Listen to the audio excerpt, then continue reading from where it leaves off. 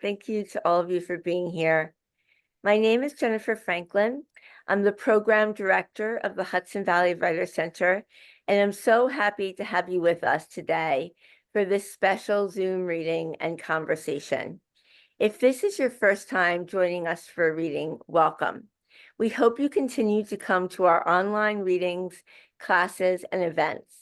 Please check out the Hudson Valley Writers Center website for the complete list of our offerings.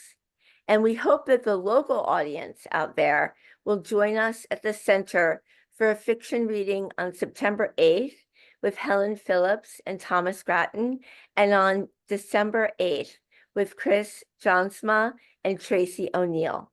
Please also save the date for our Hudson Valley Writers Center Gala on September 20th, where we will honor Pulitzer Prize-winning biographer Stacy Schiff and Program Director of Rehabilitation Through the Arts, Charles Moore. If you can't come, but you would like to donate to the gala or to our scholarship or outreach programs, you can do so at the end of the reading online. We will put the link for that in the chat. And don't forget that these writers who come to us in person and on Zoom, they have a new book out, and we really want to support these writers. So please do buy the books, especially if you like what you hear tonight. We really hope that you will support them. I want to thank the board, especially our board chair, Mary Linder, our teachers, and our students who are the beating heart of the center. We want to recognize the foundations and organizations that support us, including the Bydale Foundation, the David G. Taft Foundation, NISCA, and Arts Westchester. I also want to thank my colleagues. Sarah Feldman is here tonight.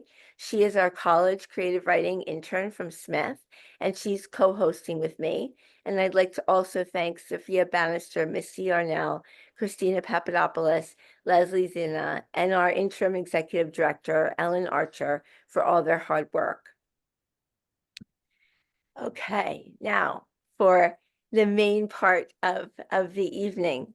Nana Brew-Hammond is a rare talent, says Adrian Broder, author of Little Monsters and Wild Game, My Mother, Her Lover, and Me.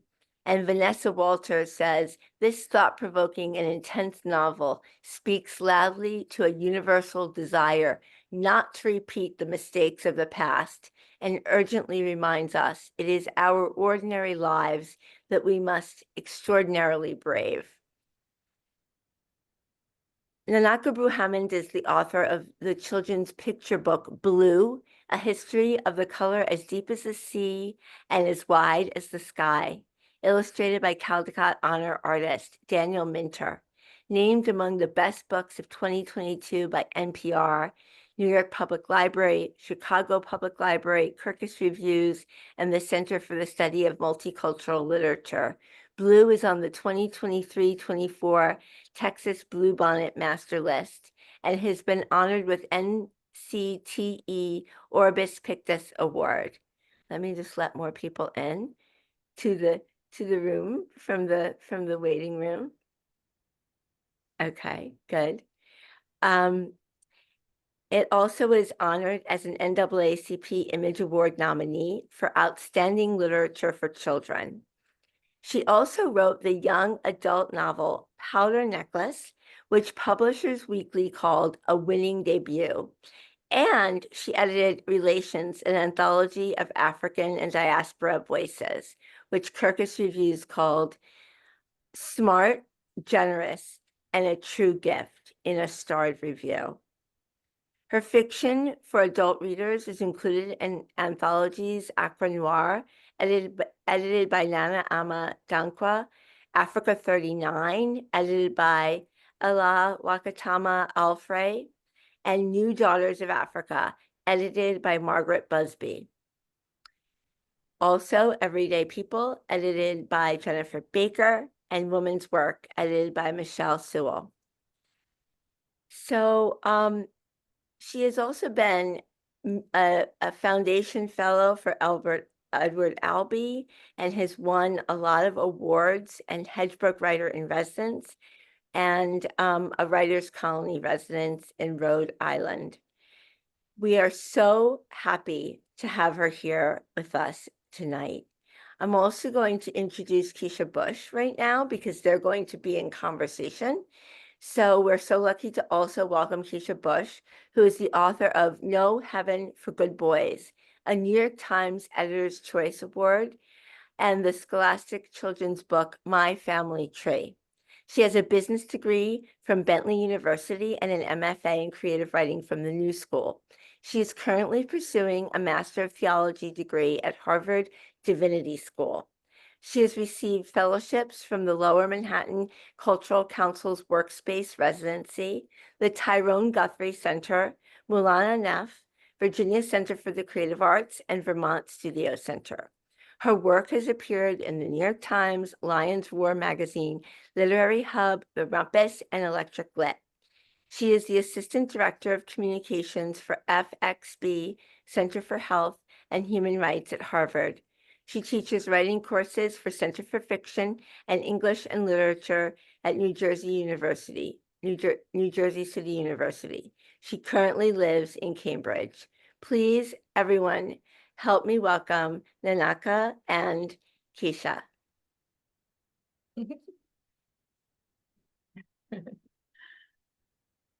Thank you so much for having us. And thank you so much, Keisha, for being in conversation with me. You know, I love you dearly. So I'm really excited for us to have the conversations we have on the phone, but in public. And I also want to thank everyone who has joined the call. I see my in-laws, my father-in-law, my brother-in-law. I see my sister. I see my friend from elementary school. I see family. I'm just so excited. So thank you all for being here. Really appreciate your support. I'm excited. Thank you.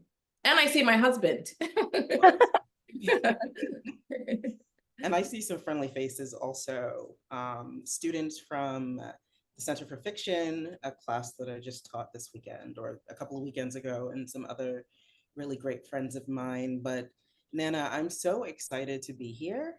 For a few people, you may know, when No Heaven for Good Boys debuted, Nana moderated my debut book event. And we have formed this really beautiful like friendship and sisterhood through the pandemic to out of the pandemic. And I'm so just grateful and humbled by your kindness and love. So it's such a, I don't know, beautiful, humbling ability to be here and pay it forward or pay it back a little bit. And so what we've talked about is what we'll do is Nana will open up tonight's talk with a short read from the book. Got my copy. And then from there, she and I will fall into a conversation. I love writers. I'm a writer's writer. I also realized I'm a woman's woman. I'm really proud of that. I love women, but I also love writers. I love the fellas and I love all people. Okay, so let's start with you, Nana. Okay, I'm going to read a little bit and then we can get started. When the time came for bed, Micheline raised bashful eyes at the husband she had left 11 years ago, but never divorced. "Sleep well, old man," she said, as he lowered himself onto the thin mattress. Behind the closed double doors of Micheline's bedroom, Kokui and Nami began to shed the long day. Micheline, too, peeled off her scarf and bubu and settled into the bed. "No one else makes Maoli Nuga sleep on a floor mat," Micheline said, as her daughters quickly arranged themselves around her. Kokui ached at the pride masking hope in her mother's voice. The truth was no one knew who or what made Maoli Nuga do anything he did, and no one made Maoli Nuga do anything he didn't want to do. "Ma, why do you always make him sleep out there the first night? Only to boot us onto the floor the rest of the week and let him in," Nami added. "The first night is to punish him," Micheline said, "but a whole week would punish me." Kokui inched deeper into her mother's armpit. Ma, why don't you leave daddy and remarry? Remarry? She sliced the word into two, seemingly considering the question for the first time in her life. Marry who again? She shook her head. No. Why? Kokwe emptied her chest of breath, overcome with sadness for her mother. Because you love daddy? Should I let him give another woman what I've earned? What have you earned, Ma? As long as I'm around, what he has is yours. The others have divorced him. Their kids have left the country. They're still his children, Ma, and he is married to Auntie Hima too. Hima has no children. Have you spoken with Daddy about this? Who knew how Maoli would decide to divide his estate in his will, Kokwe thought. Or if there wasn't some other wife somewhere with children who could also stake a claim. He can leave his things to whoever he wants. Don't worry about what my husband and I speak about, Micheline began, stroking her daughter's heads. How are things at your father's house? With your Hima. Kokwe winced at the studied nonchalance in her mother's query. She asked this question every year. She's still there. She's there, Ma, Nami repeated. But Daddy has gone to, their mother's stroking stopped. Has gone to do what, Nami? Kokwe inhaled. Nami wouldn't tell their mother about their new baby brother, not after she had insisted the news was their father's to tell, not on their first night of the only week they spent together as a family every year. Ma, Daddy has gone to bring another baby to the house. Kokwe gasped at the sudden crack in Nami's voice. Gone was the judgmental seal of her lips, her seal of set lips her little sister often wore when they discussed their mother. And absent was the sycophantic defense she often made for their father. Nami's mask of sarcasm had broken, her face agape with dry sobs. A baby boy, Nami rasped. He cried all through the night. That's why Daddy was yawning. Did he keep the baby in his room with him? Micheline asked. On the way here, we learned that the woman, the baby's mother, is the wife of one border agent. The agents tried to pull us out of the car, opened Sister Kokwe's door, called a soldier in. Every few words, the crack in her voice deepened. They almost arrested us. Kokwe swiped the tear sliding across the bridge of her nose. No, Ma, he didn't let the baby sleep with him like you say he used to do with us. Micheline wheezed now, silent tears shaking her body and the bed. I chose wrongly, she said. I chose wrongly. I chose wrongly. Nami croaked. If you say he is wrong, Ma, then we are wrong. Kokwe reached across her mother's belly to clasp her sister's hand. Be wiser than I was, Micheline said. How, Ma? Kokwe asked. It wasn't Micheline's fault Maoli had deceived her. How could she have chosen differently when she hadn't known who or how he really was? I don't know, Micheline admitted. They lay in their respective lakes of sadness, their throats taut not only from the weeping, but the whispering. God forbid, Kokwe thought bitterly, Maoli hear and accept that the knife he had plunged into the hearts of his wives had cut his children too. It was still confusing to her, this impulse they all shared to protect Maoli from the pain he had caused them. She cursed us, Ma. Kokwe brought it up because she had not been able to keep the woman's words down since she heard them. Lying next to her mother and sister, she could see the serpentine arm of her baby brother's mother stabbing at the darkness. Who cursed you? The boy's mother. Ho, Nami scoffed. You think she's the only one that's cursed Daddy? Even Ma cursed Daddy. But she didn't curse Daddy, Kokwe said. She cursed us. What did she say? Their mother asked. Kokwe conjured the woman's desperate, acrid rage. Because of the shame you've caused me, not one of your daughters will marry happily. Is that a curse? Nami asked, wiping her mask back into place. Who do we know who is happily married? Micheline let out a sad breath. You can hope for something better, Enyonam. She caressed Kokwe's arm. You can be happier than I was. She stopped to herself. Than I am. The quiet hum of their grief hung in the air for many minutes before Micheline spoke again.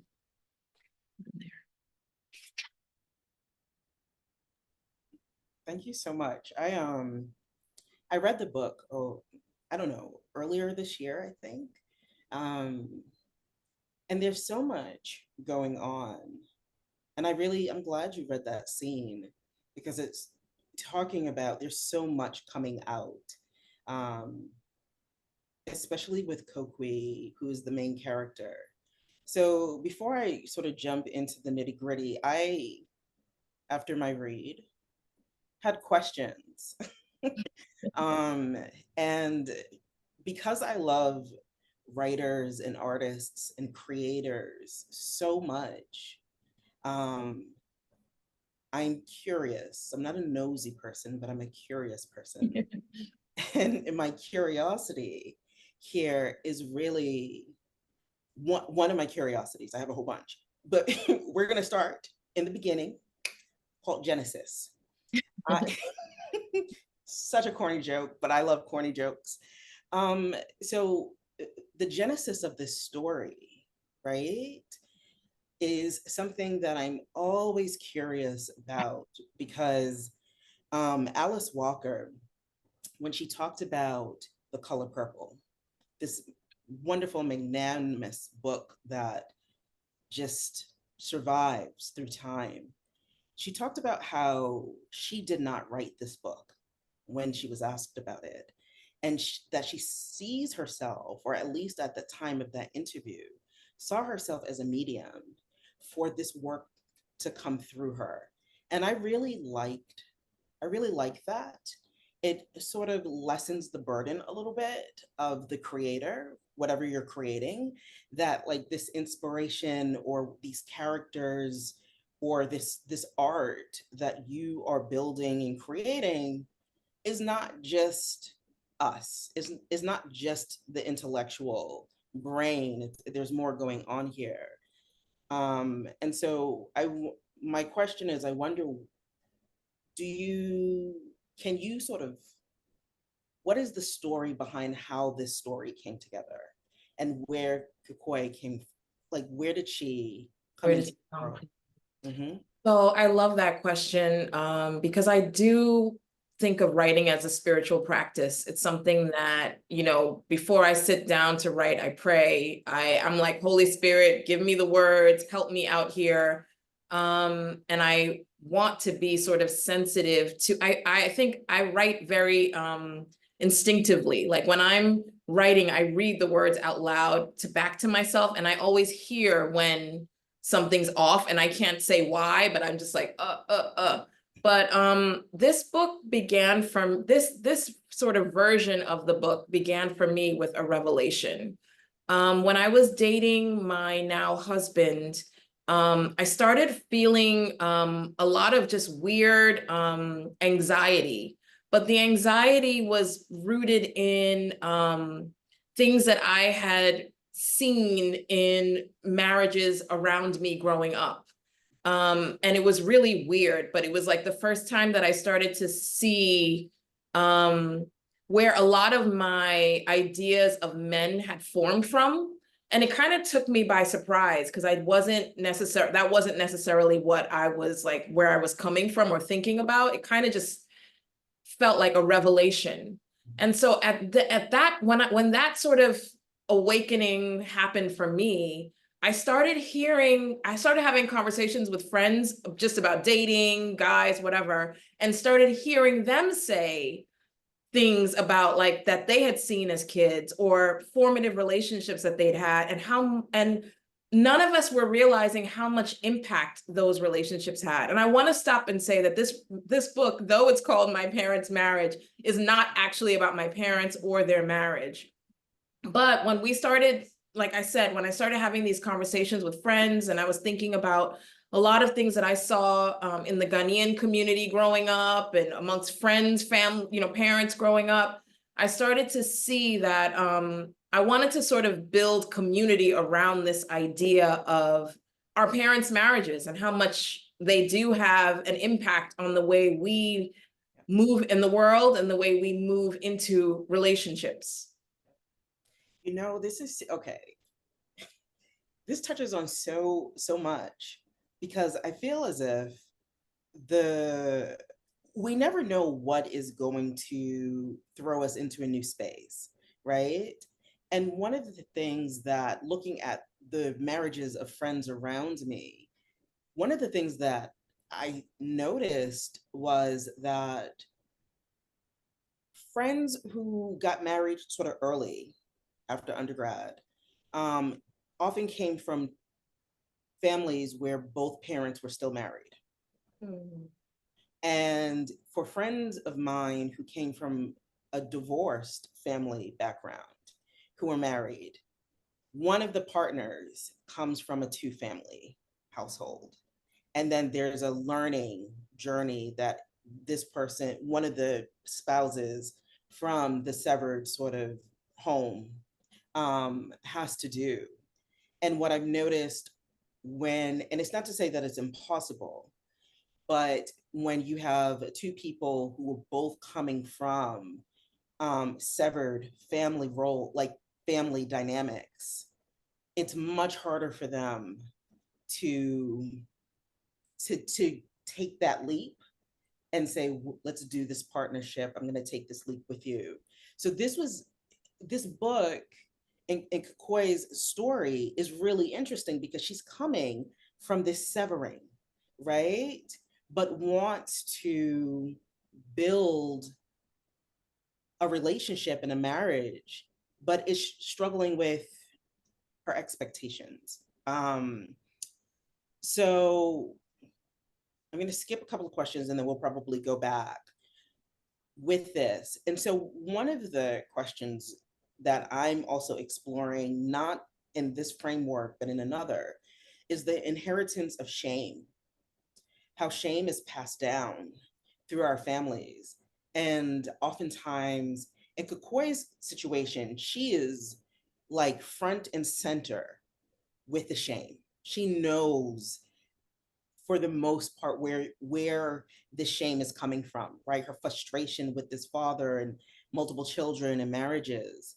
And can you just talk a bit about her, like her interiority of how, I mean, you read the book and you're able to see it, but do you have anything else that you would love to add to that? Yeah, I think I want to start by saying, because this book is, it touches on basically polygamy or polygyny. Mm-hmm. And it was really important to me not to come from a judgmental place, Mm-hmm. because I feel like there's so many reasons why polygamy / polygyny exists. And I didn't want to get into all of those things. My focus was on the interiority, the emotional, the emotions of of Kokwi and the women and even the men at the core of this book. It was more about what is the emotional response to or experience of this situation for these particular characters.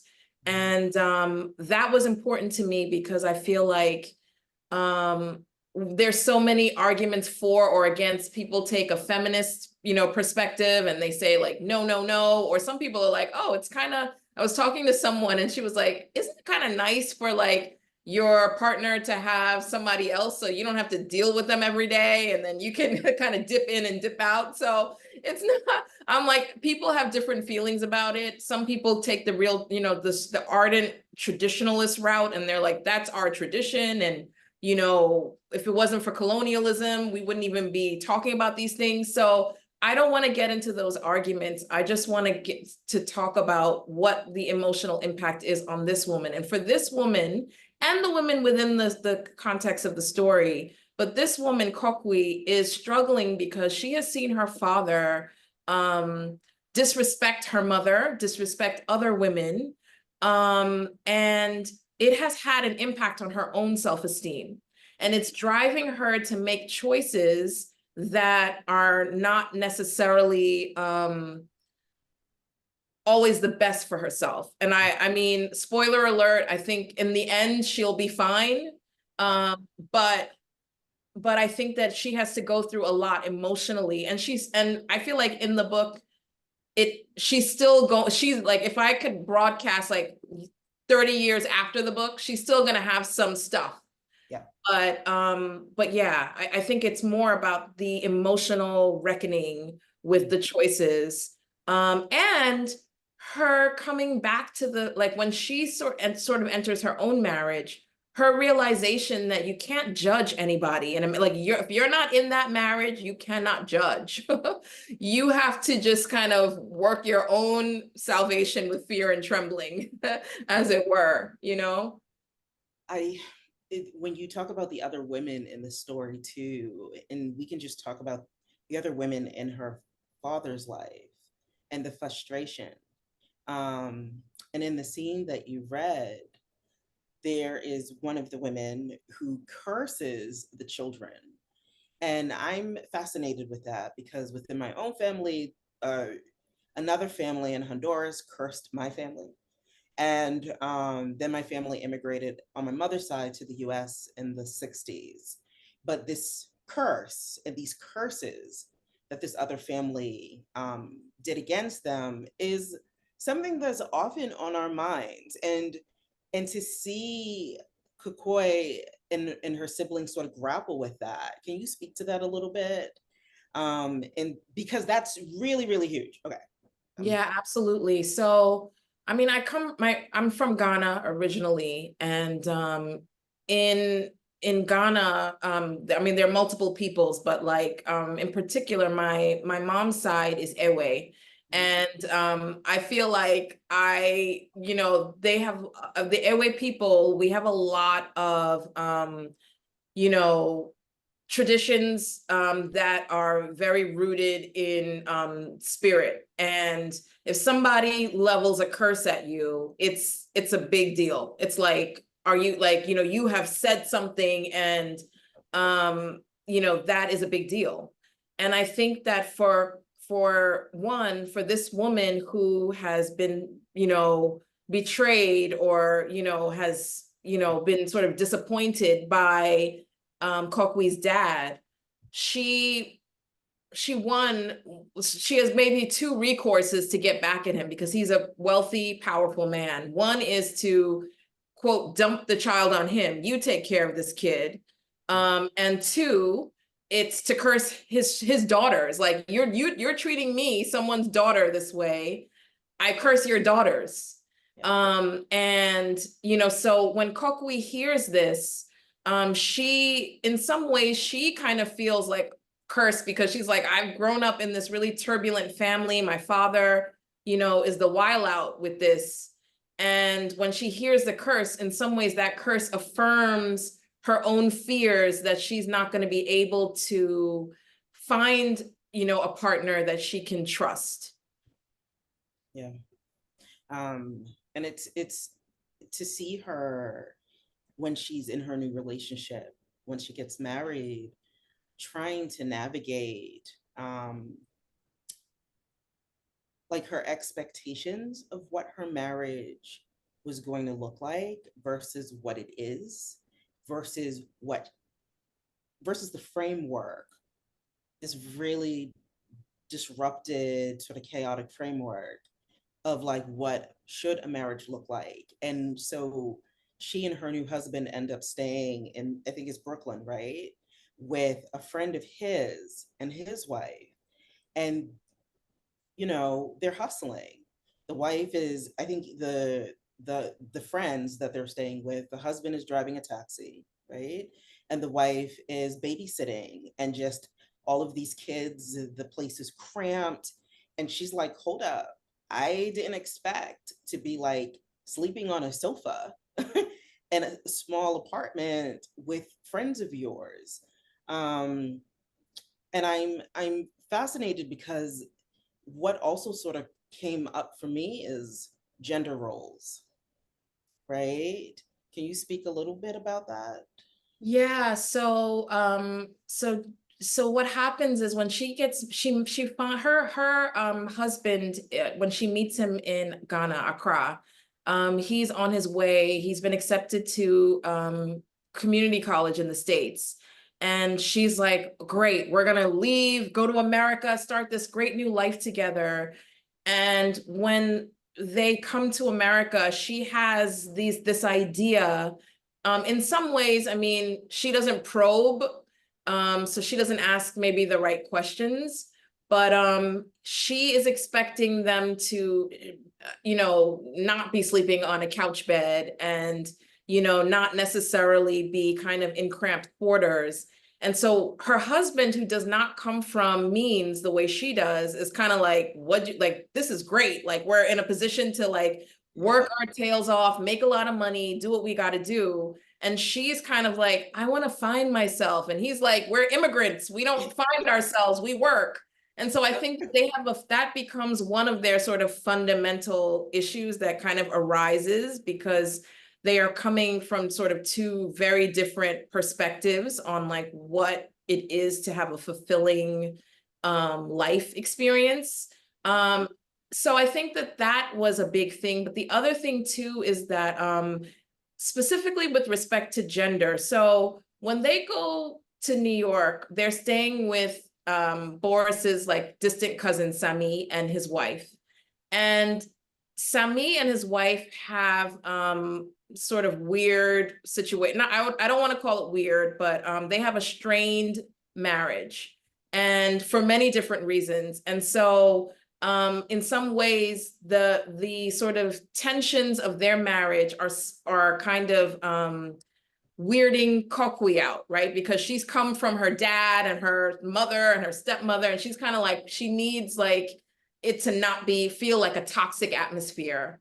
And with respect to the gender roles, the wife is kind of like, you know, the first thing she mentions is like, you need to get yourself on birth control. Otherwise, these men will have you like with a baby and also cleaning up and working and doing all these things.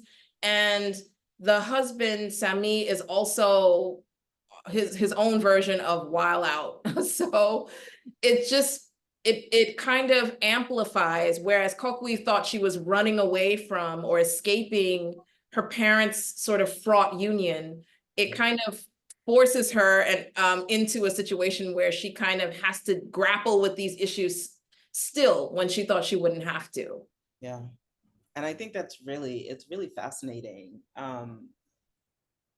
which I'm going to segue into like the process of writing these really dynamic characters that hold their ground, right, on the page, and they don't slip through your fingers, and you're vested in all of them, and sort of the two couples in the cramped apartment, even when we're in Accra at one point when her dad is going to visit, right? And it's like this other wife, and the kids are in the car, and her mom is like at home knowing what this trip is, or her stepmother, I think it was. So the father visits Koi's mother once a year, is around the holidays. I think it was like Christmas maybe. Yeah.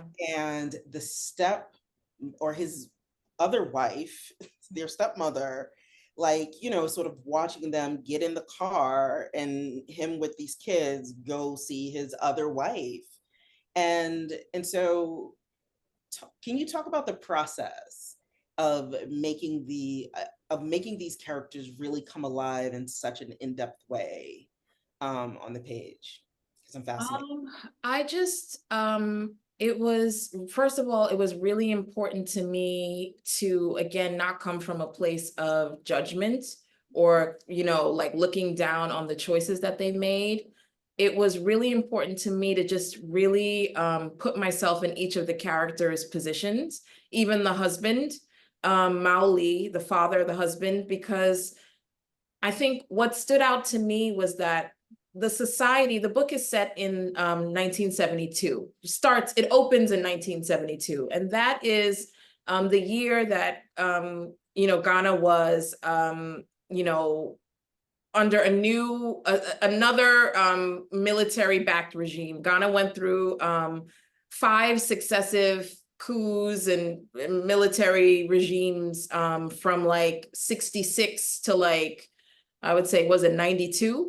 So there was a lot of upheaval. And in 1972, when Colonel Ignatius Achampong took over, his administration was specifically known for girlfriendization of the government. Like the soldiers were like relatively young. They were splashing cash on girlfriends, and they would give like government purse, like mad money to like their girlfriends, or put things, you know, in the names of their wives. So there was this kind of opening up of the culture in that way. But we also have traditionally, you know, our traditional societies, a chief can have multiple wives. So in the royal family, which the stepmother is descended from the royal line, so she kind of comes from that.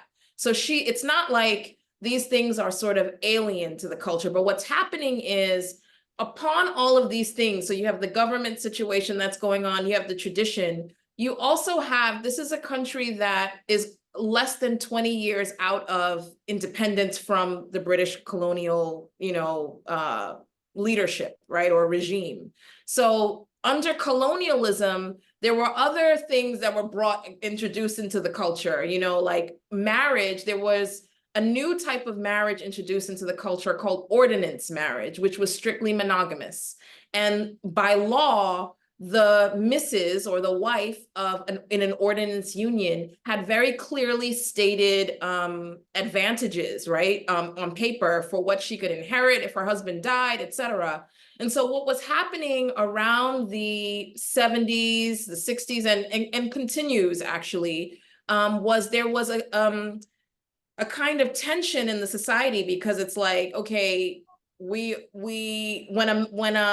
used to, you know, this traditional situation where a man can have multiple partners, but in quote unquote modern society, or like respectable society, which was equivalent to like British upper class, you know, it's like you have the one wife and you know, you live a certain way. And so men with means were kind of exploiting the situation where they would have like customary wives, they would have like 2 or 3 customary wives, and then they would have like their ordinance wife. And what would happen ultimately is, when this man passed away, now the family is like, who inherits all this stuff? There's fighting, because traditionally the kids are the next of kin, not the wife.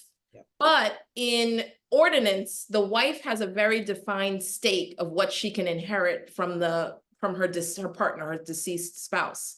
And so then you would have families caught up in litigation for like generations. Like you'll have like the people who are litigating with each other die, and a new set of people come in, and by the time and no one even knows what's happening anymore. And that house that they were fighting over in like the center of town is now like some cousin that was like biding their time, like has the house now. Like, so Yeah.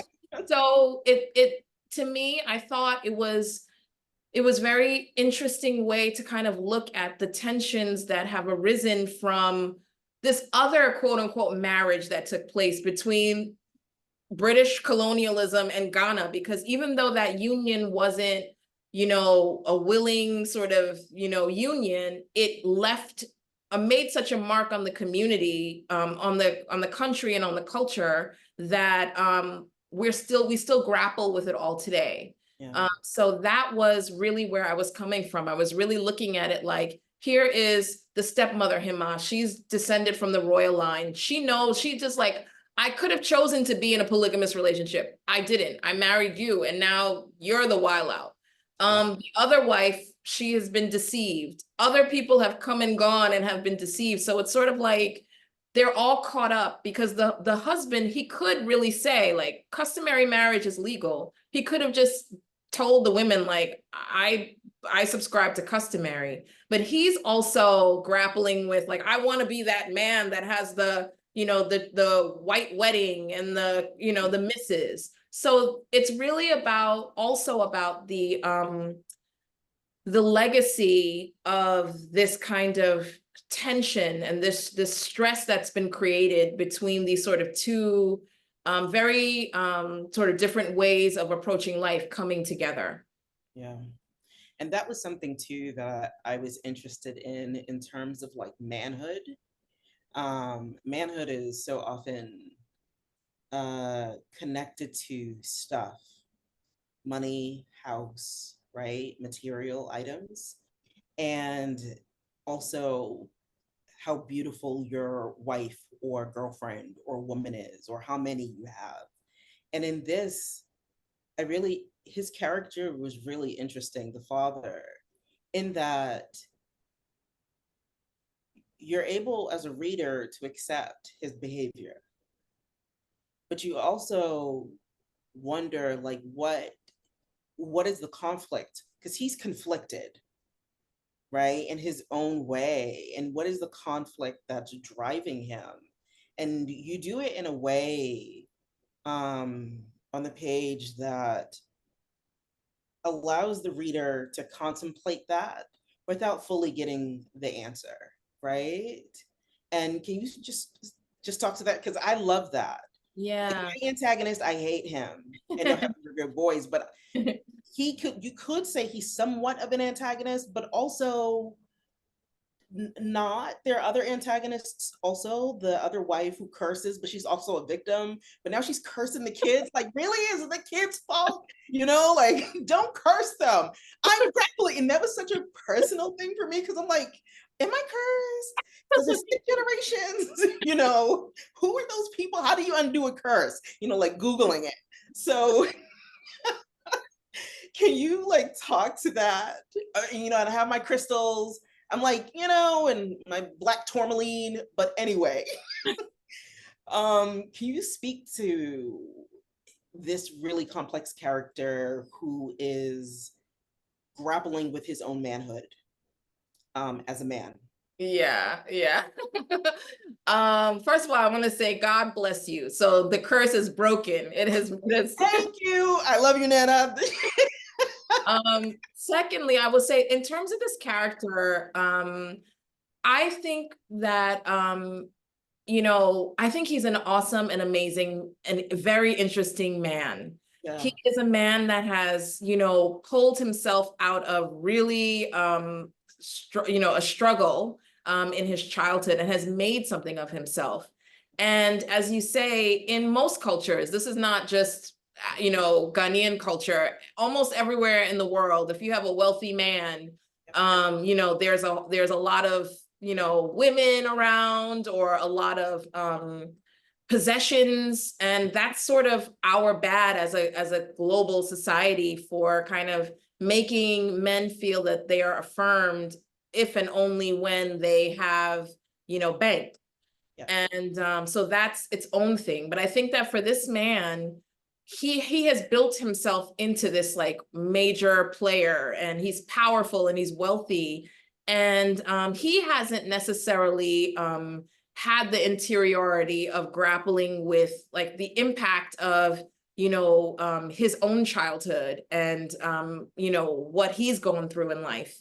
He sees life as very much like you have to just work, you have to just do what you got to do. And he lectures his children all the time. He's like, do you see what I've done for you? You've got to like keep it going. And so he's less focused on how his indiscretions are impacting his children emotionally, and that emotional baggage is more important ultimately than the material possessions he's able to provide them. And I think that he's not in a place like by the within the framework of this book, he's not in a place to have that conversation with himself or have that reckoning. But I think that it's something that his daughter Kokwi really thinks about more as she kind of begins to realize that like she shouldn't come at him from a place of judgment, but really to try to understand, because she loves him. That's her father, no matter what. And really just try to figure out like, how do I reconcile this amazing, admirable man with the man who's also has led me to feel insecure and unmoored as a woman. Yeah. And what I find is the inheritance of that, and how she's grappling with this inheritance of insecurity, right? I'm seeing her mother insecure, wanting her mother to be more vocal, and then seeing that in her marriage. And one of the things that was very interesting is when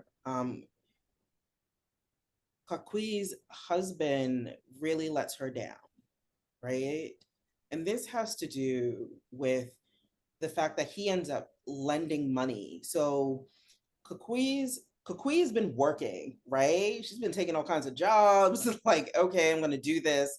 I'm going to not be the princess, right? And I'm going to hustle. And her husband is working too. And so they save up several $1,000s. And then he ends up letting his friend borrow it. And it leaves them in this really sort of destitute, sort of desperate situation. And it reminded me, and this is where manhood also comes in. Like, this is an example of, he's making the man's decision. His idea of what a man is in a marriage is like, I don't have to talk to my wife uh, to lend out this money, and my friend is good for it. And this reminded me almost like of Walter Lee and Lorraine Hansberry's A Raisin in the Sun, right? Again, like manhood, these gender roles, how they're sort of projected onto us, that I'm supposed to be able to do this, and then the fallout is this. And so can you talk about her in that moment? Because I found that really fascinating in the way that like she tried to cope with it. Yeah, I think one of the things that Kokwe feels will help her sort of escape the pattern of her parents' marriage is she is actually looking for someone who does not have money, because her father is wealthy, and because of his wealth, he's able to sort of control her life to a certain extent. And even though the women in his life are not destitute, they don't need him for money, but there is a certain type of, kind of status that comes with him. And she's actually finds very refreshing about her husband, Boris, that, he's not one of these guys who's like, has a lot of money. And what ultimately she's trying to do is she's trying to be the quote unquote man in her marriage. She wants to be the one who calls the shots and in some ways controls him. She wants to be a benevolent but a dictator in her own kind of way, using money. And it's very subtle. It's it's something that she has sort of made that bargain with herself of why she's even attracted to him in this particular way, and why she kind of pushes for him. And for him, he is not looking at it like that. As you say, like, he does not come from a lot of money, and he's also the last born. And in the inheritance, he's the last in the pecking order in his own family. So for him, that feeling of wanting to kind of assert himself is really real. And so when he does get in a position where he has money, and his cousin that they're living with has helped him out, he wants to be able to help out and be that guy for this guy, like the two guys gonna do their thing together. And I think that that's when when he disappoints her in that way, Kokwe realizes like, okay, I thought I was trying to like, control him, but the joke was on me. Like, we can't control, like, it's not about controlling. It's not about money. It's not about any of those things. It's just, she has to then kind of realize that you can't marry someone based on what you don't want. Like, Yeah. you have to sort of go in, of course, being wise and thinking about the ways that you want to kind of do things that's best for you, but you can't marry on a reactionary note, you know what I mean? And I think that that's the revelation that happens for her, because she thought she did everything right, but she did not. Yeah. It's just so fascinating because, again, we're looking at how we go out into the world with everything that we're carrying and holding and not unpacking until we find ourselves in a situation and we're like, oh, wait, I actually influenced a lot of this in many ways, or this was a reactionary decision. Did I make a major mistake? Right. And I feel like she, at some point, has to face that within herself and not just push it out like it's someone else's problem. So question, how has your parents' relationship influenced your approach to dating? I want to say again, this book is not about my parents. This is fiction. I think that for me, one of the things that I learned from my parents is commitment. So my parents were young when they got married. So in many ways, I grew up with them, and I saw them fight through so many challenges. They were immigrants. They were, dealing with, all the stuff that comes with immigrants, working, trying to better themselves, and then also raising us. And they were young. Like when I look at all that they were dealing with and going through, now that I'm an adult, I'm like, wow, like you guys are my superheroes. Like you're so amazing. And I really saw them just be committed to loving each other, committed to just committed. And that taught me a lot. Like, I'm like, you can make it through anything. Like, no matter how tough things are, no matter how challenging things are, and challenges will come, you can make it. You can make it if you want to, if you're committed to. Yeah.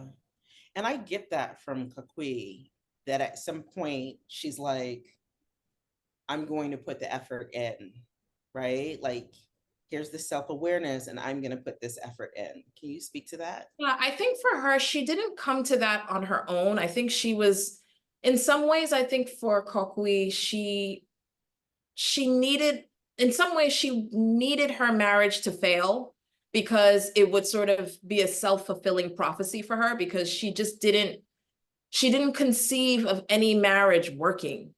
And she felt like she had to tiptoe around her husband, and not be fully herself, and control him to a certain extent and manipulate him to a certain extent to have a good marriage. And once like he disappoints her, she's like, okay, you know what? Guess what?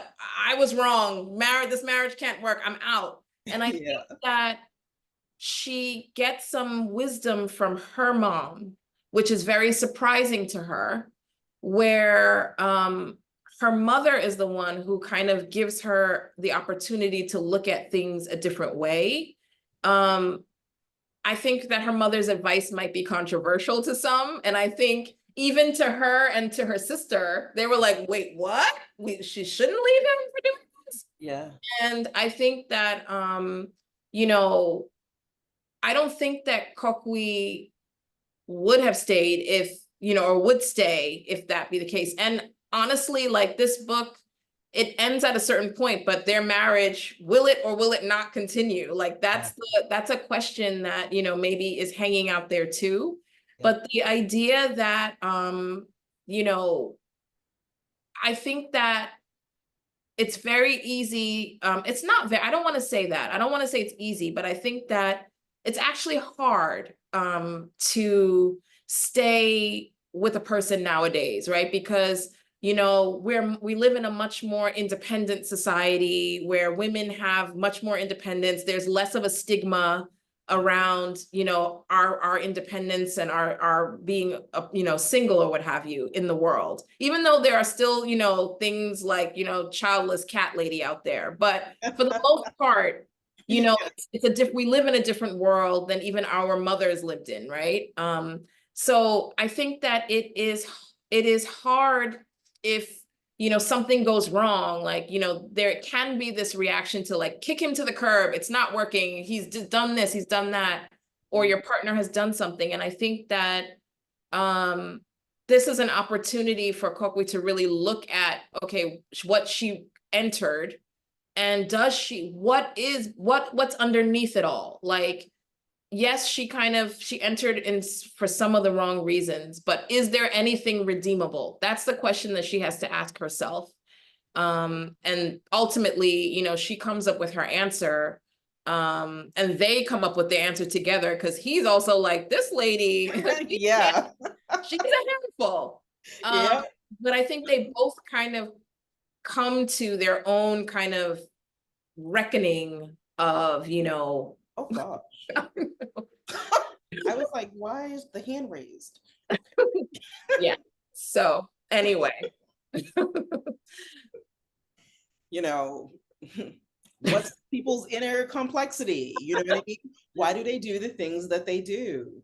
And what is so interesting that I personally fight and have fought, but clearly it has happened, is like the returning home, right? Like the hero is always either leaving home, trying to find home, or returning home. And she returns home. Um, and I love the fact that her mother's advice is not what she expected, because we're raised in such a sort of oddball society or world where there are the sort of parameters. This is what your marriage is supposed to look like. This is what you're supposed to look like. This is what your work life. This is what your home life.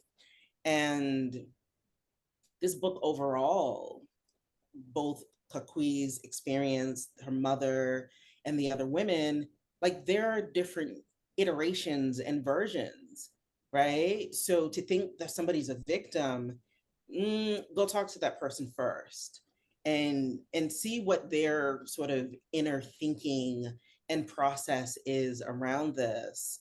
Um, so so then my question is, as you were writing this book and Kukui is in Brooklyn and dealing with her husband, did you always know at some point she would go back home?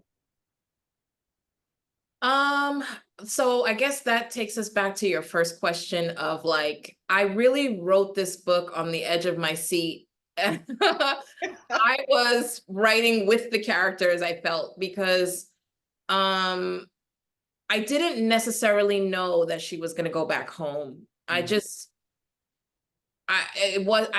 allowed the driving question of the book of, will she sort of inherit the, the sort of the trauma that she has been sort of experiencing based on her parents' fraught union or not.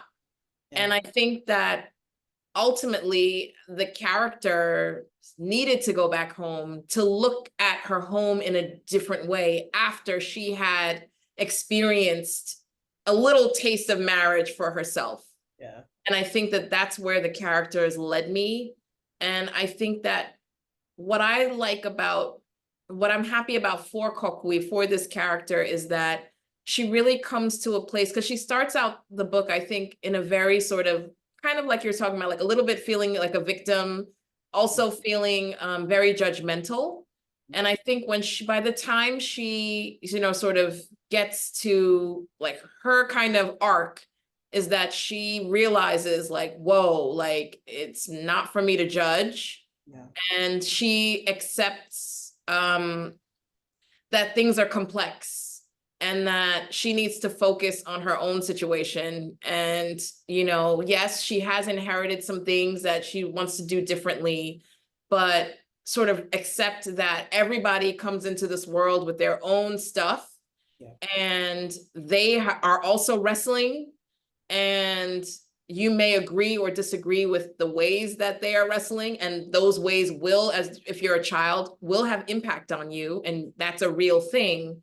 But maybe coming at it from more of a place of compassion, and seeking to understand the person rather than trying to make these sort of lofty kind of declarations from a place really of immaturity and ignorance. Absolutely, I agree. I'm going to ask a question from the audience. Rashri asks, how and why did you choose to write about these complexities of marriage in this book? What was the inspiration for these characters? This may have been touched upon. Yeah. Thank you, Rashri, for being here. And thank you for that great question. I think, like I said initially, I love you too. It just, it started out for me, like these issues were just really on my mind as I was sort of, you know, contemplating marriage for myself. These issues were like sort of top of mind to me. But I also started to think, because I feel like a lot of whenever we discuss colonialism and its impact on culture, we often talk about it from a political, like purely political place, right? Like this is colonialism did this, and that's why a lot of people don't speak the language the way they should, or a lot of people are disconnected or look down on our culture or whatever. And I was actually really interested in looking at it from a really personal place. Because again, like it's not that cut and dry. It's not that black and white, if you will. I think that you have a situation where like when the British came into power and when they left, they propped up certain systems that were traditional. Like they propped up the royal system. I wonder why they have you know what I mean? So they propped that up, but then they also brought in like, you know, monogamous marriage. Yeah. So, and, you know, this inheritance issue is like something that has been cleaving the, you know, the different Ghanaian communities for generations long, you know, long before, you know, ordinance marriage came into being. So there's always a residue that sort of happens when there's a contact that's made, and some of it is helpful to some and some of it is not helpful. And so I wanted us to get into the muck of that, right? Because it's like in a marriage, like your two people are coming together, they're not perfect. There are going to be some good things that come out of, you know, the union, and there's some bad things that you bring in, and you just have to deal with those things and decide what it is you want to move forward with and what you want to leave behind. Yeah. Two questions. Yeah, someone wanted to come off. Okay, somebody, Amma, yeah. Amma. Yes, hello. Beautiful, beautiful book. Good job, sis. Good job. So I finished it yesterday. So very fresh in my mind. And I have loads of questions. The first was just commending you. It had a very things fall apart feeling for me because like things fall apart, it's this time of such melding and such confusion in terms of what is the standard. Like one thing which I don't think the conversation got into, which you kind of hinted on just now, was there are different cultures in the mix. Eves are patrilineal, meaning it's the father's side and their descendants. The Akans are matrilineal, where the idea is your uncle takes care of you, and the person who inherits are the chief's sister's kids are the inheritors, right? And so you have different cultures, you're hearing the different names, Evan names, Akan names, and then on top of that, you have the British system. But there was a moment in the book, because I would love to find out from you about Mawali, where you said, and I think this is the goal for all of us, the goal of feminism is choices and honesty. If polygyny, men having multiple wives, was a survival mechanism, meaning 1/4 of one man's a million, is better than 100% of another man's 0. Right? So I'd rather be 1 out of 4 sharing that million than being you. I got you all to myself, but you ain't got nothing, bro. Right? So I'd rather have that. So if that is the case, right, why does Mawali have to lie, right? You could have said, like in America, there are Muslims where, okay, this first wife is the legal wife, but it's known that there are going to be multiple other wives. I'm going to sort them out in my will, in the deeds to the house, and what have you. It never became clear to me why this parade, like how he had Coakley's mom in a house for years and years, and she didn't know they were up. Like, so where were you coming from? Why couldn't we just be honest? Some women are fine to be like, I'm one of 4, right? Why couldn't we be honest here? Yeah. Well, first of all, I think that there's definitely certain things that a Ghanaian reader will pick up on, because Maoli is Ewe, right? But his Hima is Asante. And she's from the royal family, or she's a descendant of the royal family, as I mentioned. So she is coming from like, yes, like they have a different system at play. So that is, I'm glad you brought that up. And I think that that's another thing that is kind of very interesting about Ghanaian society, because actually Boris Vanderpoy is Ghan. So Kokwe, an Ewe girl has married a Ghan man, and they have different sort of traditional systems behind them, but they're all living in 1970s Accra, which is, 15 years out of, a couple, 100 years of colonial rule, if you will. So the society, especially in the city of Accra, is a melting pot. And so there's a lot of movement between the way the different cultures, live. There, of course, the traditions are kept up in certain ways, but there is mixing of cultures. So that's one thing. But with Maoli, that I think is one of the fundamental questions that Kokwe has of her father, because she's like, why do you lie? Why did you lie? Because you didn't have to, because we do live in a situation in a society where you did not have to lie. But I think that that's where we go into, there is an idea in Ghana now, and, of what is like,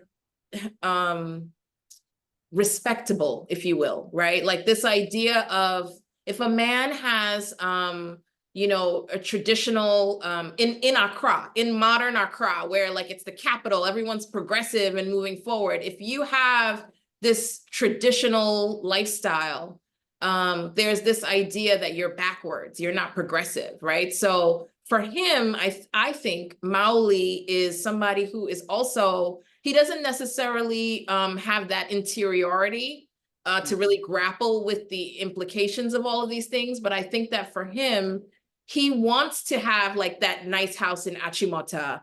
And, he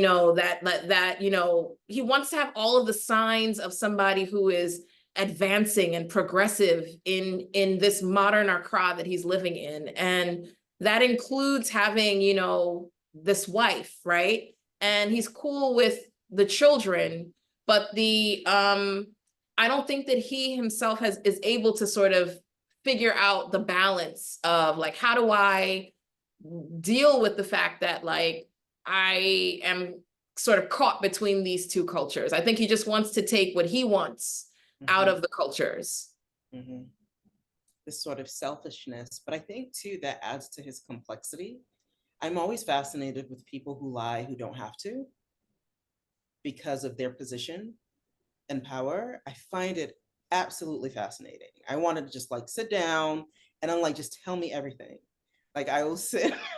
But I also don't think, I think that the women that he chose, like he wouldn't have gotten those women those specific women, if he had been honest, because as I mentioned, Hima did not want that. And so she would not have married him if she had known that. Micheline did not want that. And so she would not have married. So I think he's also confronting a modern woman who does not, or I shouldn't say modern, he's confronting a raft of women who are not interested in sharing their man. Yeah. And so then he's like, well, you don't want to share me, so I'm going to mislead you. And some decide that they're going to stay and try to like fight for him and edge out the competition, and some don't. So I feel as a writer, and there are many writers in the room right now, that after a project or a book that I have changed, right? So I have a two-part question for you. Have you changed in some way in the way that you view the world and yourself and your interiority? And were there any points during the writing where you found difficulty? Absolutely. I would say the biggest change for me is as a writer is that I always want to write on the edge of my seat now, because I think this book started out very, very differently. It was a completely different book that I sold to the publisher. And over the course of revision, rewriting, whatever, one editor said to me, you know, what was your goal with this book? And when I sat with that question, like I had to kind of like just go interior, like, why did I write this book in the beginning, right? It was basically what she asked me. And when I started to pick that question apart, I realized that in the draft that I had written, there were two really turbulent marriages, and they were driving the characters to make all these decisions. And I was like, wow, I guess the meat is in the marriages. So as I started kind of going back and working on that part of it, that's when the book became very uncomfortable for me. And that's when I realized, like, oh, okay, this is the book that you wanted to write. And I was literally like on the edge of my seat. I was squirming. At times I would cry when I wrote scenes. It was really difficult because it was very personal to me, because again, I wanted to, you know, in Ghana, there are many families who are in litigation, and there's lots of division and all this kind of stuff. So it's not alien, like it's not an alien concept to me. And when I really started thinking about all those things, it was so personal. Like I just felt like the stakes were so high that I respect these characters, that I don't treat this as an anthropological thing. Like I look at all the great research that I did, you know, it wasn't about that. It was just really about writing this story with as much vulnerability as I could muster. And so coming out of that experience, I'm like, this is where writing gets powerful, I think. When you as a writer have so much skin in this game that, like, you know, you're on the razor's edge, like, because all of that translates to the you know, the what ultimately comes out. So that has changed me. I feel like fundamentally, when I started the very, very sort of first words of this book, I was like, oh, I've done all this great research about Ghana and coups, and it's going to be so exciting. And then there's going to be football in it because Ghana is amazing with football. Like, and as I started like peeling back all the layers, I was like, no, it's not, it doesn't matter. Like write a story that, you know, your heart, like that will have you on the edge of your seat as the writer. I'm so glad that happened. Right. And we got this book that, you know, as a reader, you're going through it, and there are just so many things that trigger for yourself, to ask yourself, like, you know, and what is my opinion right here? And why is that my opinion in terms of this family and these folks? So Nanekwa, thanks so much. And Jennifer is going to come up. I have a question. Could you tell people in the audience, we have a lot of people who will be watching it back who were writing their first novels, a lot of the Hudson Valley Writers Center students, along the lines of what you were just talking about how this process of writing changed you. What is the best advice you have for people working on their very first novel and revising it? Yeah, I would say pay attention to what makes you uncomfortable. I think sometimes, as there's so many reasons why we write or how we like to show up in the world as writers. Like we want people to say our language is amazing. We want people to say, you know, we have great character development. I see the craft, I see all those things. But I think if we can get back in touch with like the idea that ultimately story has existed from the beginning of time for a purpose, right? To reflect back on our, like, to help us to reflect on, you know, things that are happening in our societies, to help us to, you know, to hold up a mirror to like all of these different things in society. And like, if we kind of can go back to those fundamentals as writers, I think that's a good place to be when you're creating for, when you're creating. I agree. Thank you. And one last question, perhaps, is there are writers who will draft out, oh gosh, I'm having a block. I blame it on COVID. I had COVID earlier this year, month. I'm like month. Is it still July? Yes, the last day. Okay, that's COVID fog, y'all. What is it called? Outline. That's what it is. It's so foreign to me. I'm not a novelist who can write out an outline and then go and write. Not to say that it doesn't help a little bit, but what ends up happening is the narrative goes in a completely opposite direction. So can you talk about that, like this process of just, and you talked about it a little bit, right? Edge of your seat, the characters are driving it versus, did you work with outlines before? No, I didn't use an outline. What I did do was I had the question, the main question at the bottom of my draft. And each time as I was writing, I'm like, is this answering the question? No, you're off track. And when I was rereading and revising, again, that question was just at the bottom of the page. So I was always confronted by that. And so I ended up cutting a lot of the book out because I was like, this is great. Like, and you got, this great dialogue here and this great, but I was like, it's taking us off, off track. Yeah. So in some ways, like I want to write another another sort of, next sequel to this book that includes some of that. But yeah. I remember just a little sort of writerly insight for the folks here. I remember when you were working on the revision and you had this deadline. It was August, July, August of last summer, right? And I was in IKEA because I had bought this really big wardrobe and I realized there was no place in my apartment where I was living to actually build the wardrobe, and that I was not going to find the apartment that was best for me if I kept this wardrobe. So somehow I got it to IKEA in Norwood or somewhere. I don't know. I took an Uber and hired some guys, they take it.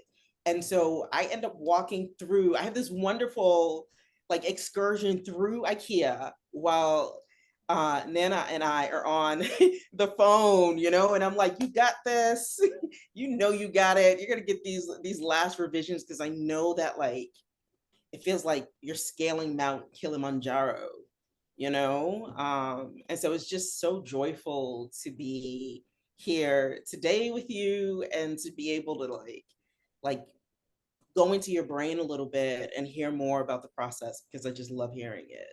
Well, thank you so much. I remember that conversation very clearly, and you have all been a huge, huge, huge encouragement throughout the process. And I know it's getting late, but I just want to quickly answer Ama's last question, and we'll let people sign off and eat dinner and live their lives.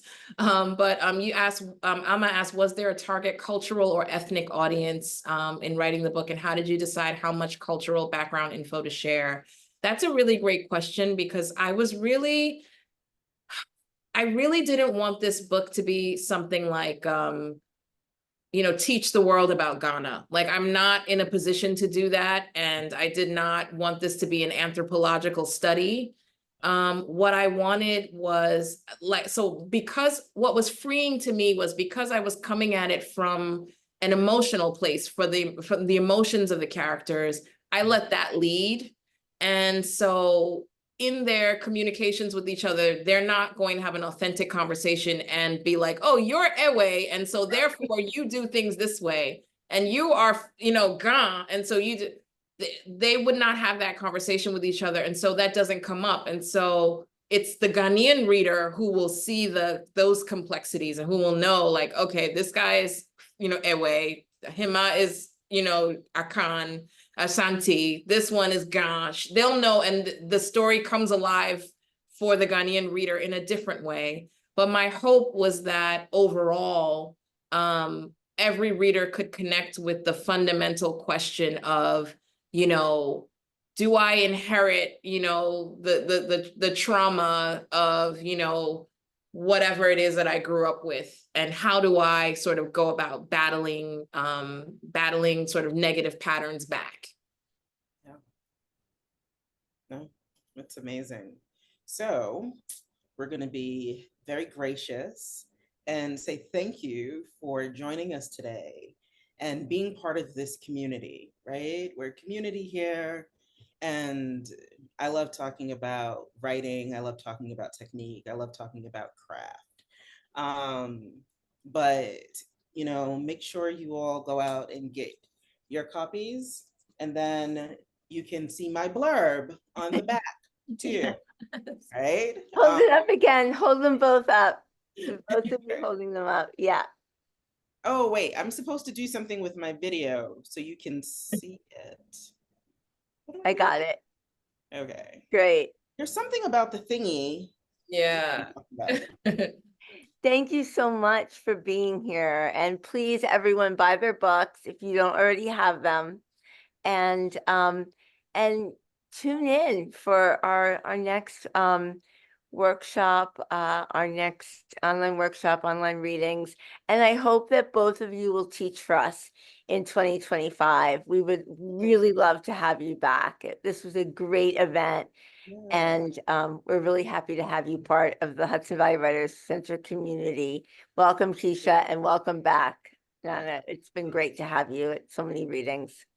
Thank you all so much. And thank you, Jennifer and Sarah, for hosting us. And Keisha, you're the best. You know, I love you. Thank you for everything. So appreciative. Thank you. Absolutely. Thank you all. Thank you, Sarah. Everybody vote. Thank you yes. so much. Vote.